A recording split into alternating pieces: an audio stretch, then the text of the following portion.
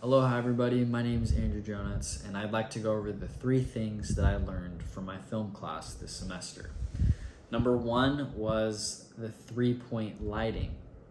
Number 2 were the transition shots, not your pre-made editing software transition shots, but homemade ones you can do with just you and your camera.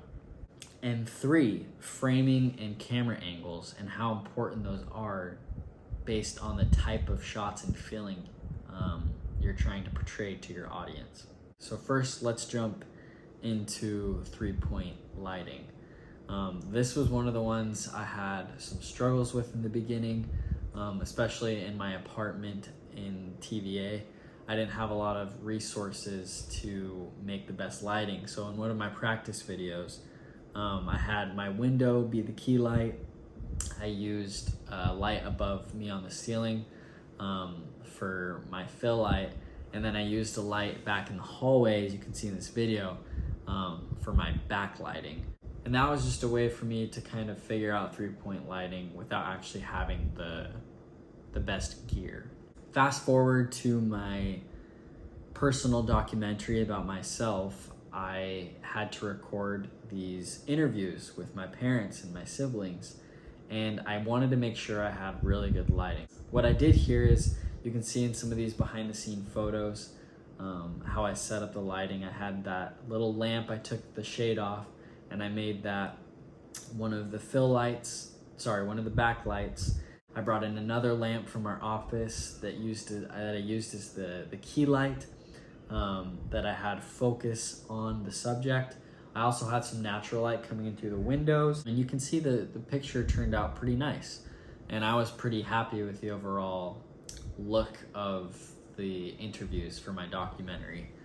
I also want to go back and show you that in the process of trying to shoot these interviews, I didn't have a tripod for my iPhone, and so I had to tape my phone to a pot, to the bottom of that pot, as you can see in the picture, and it helped get a good angle of these interview shots that I had.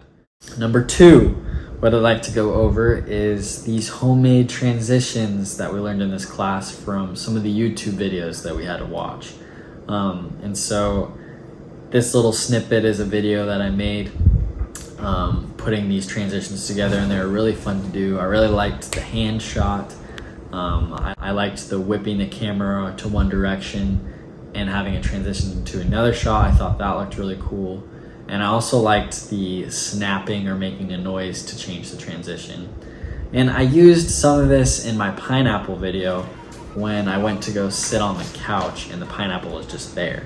And that was kind of fun to practice as well. For number 3, the third thing that I learned was really focusing on the proper framing and camera angles and how much of an effect that has on how comfortable your viewer feels watching the video. Because sometimes when things aren't placed in the right part of the camera view, it can feel claustrophobic, or the viewer can just feel uneasy. And so I liked putting the subject off to the right or to the left or in the middle to just make sure there is good continuity in the shots. And so yeah, that's a little bit about what I learned this semester. It's been fun, and I've enjoyed watching all your guys' videos, and I hope you enjoyed mine.